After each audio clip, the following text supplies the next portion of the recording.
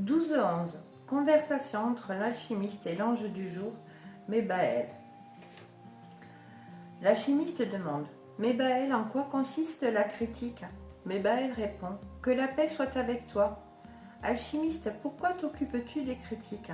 Le moyen le plus sûr pour échapper à la critique est de rien faire, ne rien dire et n'être rien, car la critique se fait toujours par rapport à quelque chose.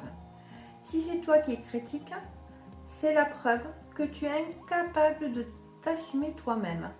Ceux qui critiquent ont recours aux idées des autres pour en faire mauvais usage. Voici 5 habits de la critique. La raillerie, destinée uniquement à vous rabaisser et utilisée par une personne n'arrivant pas à s'élever. Le reproche, utilisé par les donneurs de leçons, pensant posséder la vérité en toutes choses. La diffamation, qui consiste à traîner dans la boue une personne afin de tenter d'entamer sa réputation par le discrédit. La médisance, des langues qui distillent leurs arguments dans le seul but de se décharger moralement.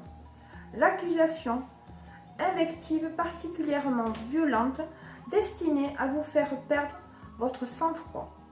Sache que, par les critiques, tu fais porter à ton âme tous ces habits qui ne font que la souiller.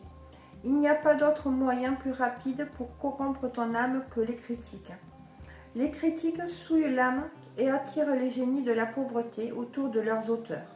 Lorsque toutes les circonstances de sa vie connaissent un ralentissement, celui qui critique ne se doute guère qu'il est son propre ennemi et il passe son temps à voir le mal partout.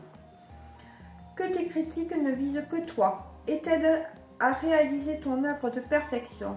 Dis à celui qui peut et qui veut t'écouter que les critiques envers autrui et surtout en son absence sont le pire ennemi de l'alchimiste, car tous ces métaux intérieurs connaîtront la corruption. Que la paix soit avec toi. Invocation de l'ange Mébaël. Seigneur Mébaël, Dieu conservateur, je te rends grâce. Donne-moi, Seigneur, des attributions pour construire le futur avec le poids et les mesures que tu as utilisées pour créer la merveilleuse machine de l'univers. Gonfle, Seigneur, les voiles de mes sentiments pour que je puisse avoir l'expérience vivante en moi, la colère sacrée quand mes frères sont humiliés et déchirés par l'injustice. Place-moi, Mébaël, à la pointe de la société et fais que mes mots soient des flèches qui transpercent et met en pièces ce qui est faux, ce qui est retort. Et surtout, Seigneur Mébaël, ne permets pas que je mette mon talent au service de dirigeants qui utilisent la calomnie et l'oppression pour introniser ce qui est corrompu. Mobilise mes sentiments, mes pensées, mes forces morales pour lutter pour des lendemains humains pleins d'espérance.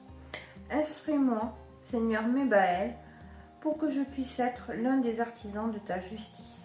Amen.